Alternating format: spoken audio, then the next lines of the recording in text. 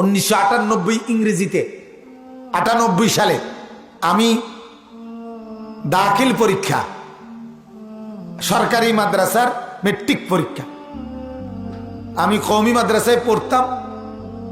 আমার পারিবারিকভাবে আলিয়া মাদ্রাসায় পড়ুন না হুজুর বেশি, আমার পরিবারে এই লাইনের লোক বেশি।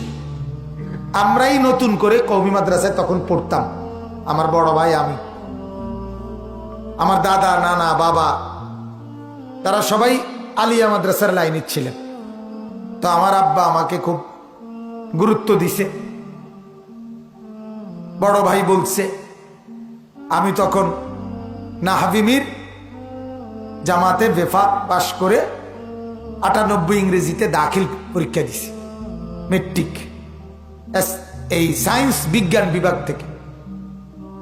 সর্বোচ্চ বছর খানিক বা 8-9 মাস পড়ছি।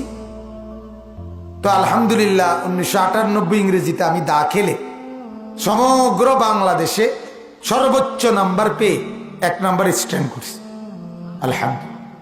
তো আমার কথাটাকে শুনে আমি বলতেছি যে কথা, যখন আমার এই রেজাল্ট হইল, আমি ছিলাম কওমি মাদ্রাসার ছাত্র, আইলাম কয়দিনের লেগে শুধু পরীক্ষা দিতে সরকারি মাদ্রাসা, দিলাম পরীক্ষা, রেজাল্ট হইল অসাধারণ রেজাল্ট, সারা বাংলাদেশে 1 নাম্বার।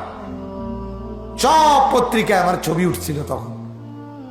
তখন আমাদের বাসা হইল কুমিল্লা শহরে ঠাকুরপাড়া।